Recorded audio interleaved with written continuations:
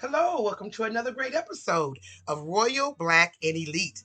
I'm Lady Trinette Wilson, and I'm your social historian and lecturer. I want to thank you for joining me each week as we learn about elite blacks that have shaped black culture. And today we're going to meet a very special person. But first, I want to say thank you for your likes, for your shares, and your subscribes. The channel is growing. Would you leave your comments? Let me know how I'm doing. Let me know what you want to learn. And again, I want to thank you. Now, today we're going to enter the land of invention. But before I introduce you to Anna Mangum, I'd like to introduce you to another great woman. This is our very first video sponsor, and we are so grateful and thankful to her. Her name is LaBrita Dudes, and she is a realtor and owner of the KLS Realty Group, brokered by Ready Real Estate. She has over 10 years of experience and services in the Dallas-Fort Worth area. So if you're in Dallas-Fort Worth or really anywhere in the country and you want to move to Dallas-Fort Worth, look LaBrita up. She's also a retired Army veteran, and she served for 28 years. She's a top producer and mentor to new agents in the brokerage area and very knowledgeable and get you a house in Dallas. So LaBrita, thank you for being our first. Y'all show us some love for a military service and show us some love if you need a new home. Now, let's get into another great episode of Royal Black and Elite. Now, when it comes to convenient cooking gadgets, there are many people we can be thankful for. Back in the 1800s, kneading dough and cooking was backbreaking work. Some of the people even had arthritis so bad they couldn't even use their hands later in life because they had to knead with their hands.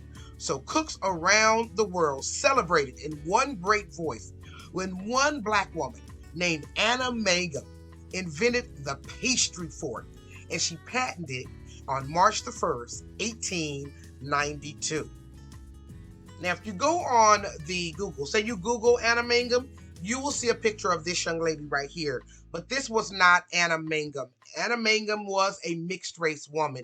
And as you'll learn throughout our discussion here, sometimes they had the wrong pictures for people. But I want to introduce you to Anna Mangum, who was born Anna Matilda Barker in New Orleans, Louisiana in October 1844. Now, Anna was the daughter of Jacob Barker. He was a white abolitionist, and he was a man who was very instrumental in Anna's life. Her mother was a black woman named Polly, believed to be Polly, we're not quite sure on that, and her last name Shelton. Her childhood years, they were really not present in history. We don't know what her childhood was like, and we only see her publicly come into view when she was 10 years old.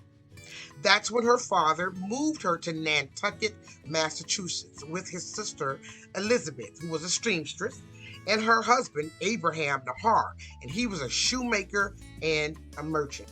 Now, Nantucket is beautiful even today. It was beautiful then. And so here she comes from New Orleans in the South, all the racism, discrimination to Nantucket, a new land, a new place where abolition was alive.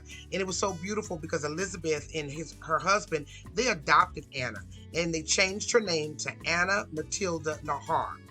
Now, her parents were abolitionists, but one man named Charles Bennett Ray, and he was a prominent abolitionist, and he was a conductor on the Underground Railroad. We'll definitely be doing a video about him. But because of their work, they really, she was able to live a comfortable life. Her family was deeply involved with the movement, and because of that, you see that she was able to go to school and be educated. And this was the South School in 1862. And when the Civil War kicked off, she was in high school attending Nantucket High School. These schools were integrated, and while she was being educated, she became inspired by a Quaker and an abolitionist. Her name's Anna Gardner, and she encouraged the young people to return to the South and educated the newly freed slaves following the Civil War.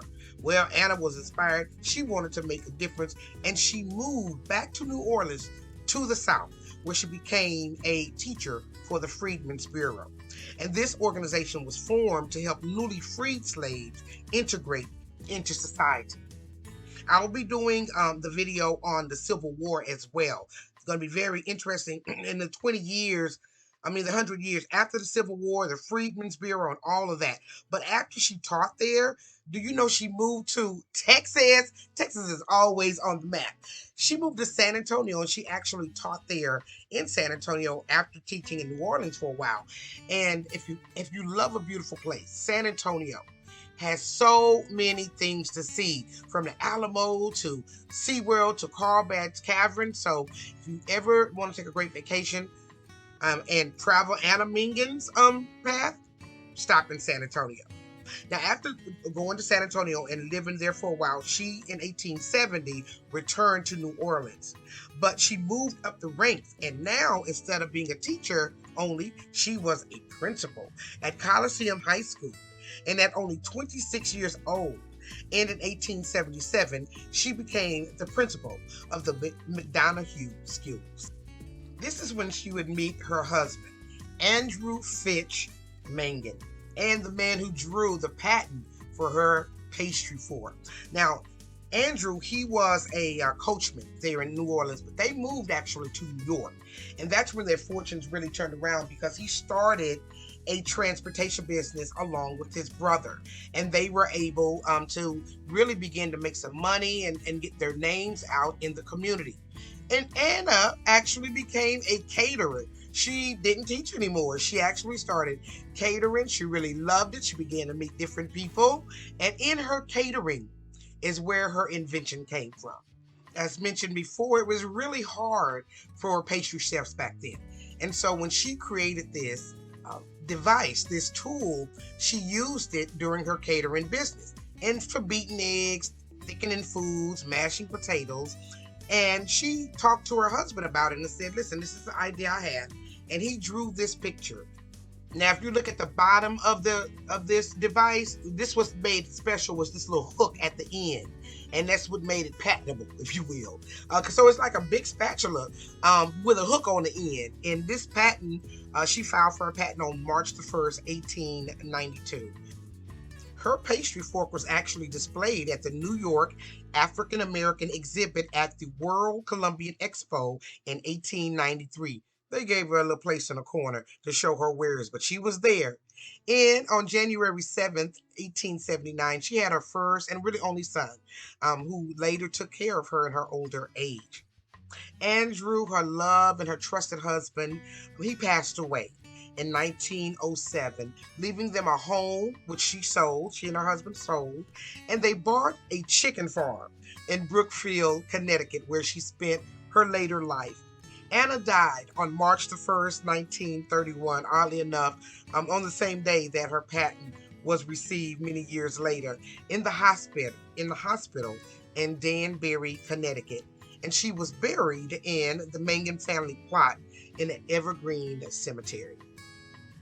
I mean, Anna was a brilliant woman, and her husband drew the patent. And I'm just so excited to have introduced you to this wonderful inventor, and who has such a great impact on our everyday living even today.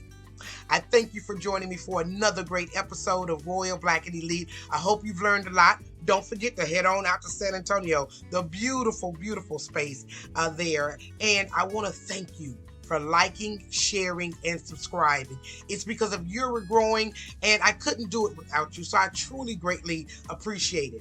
And lastly, don't forget to go out and support LaBrita Dudes. If you need a house in Dallas, Texas, she's the lady to look up. I left her information down in the description bar. Again, thank you for joining me for another great episode of Royal Black and Elite.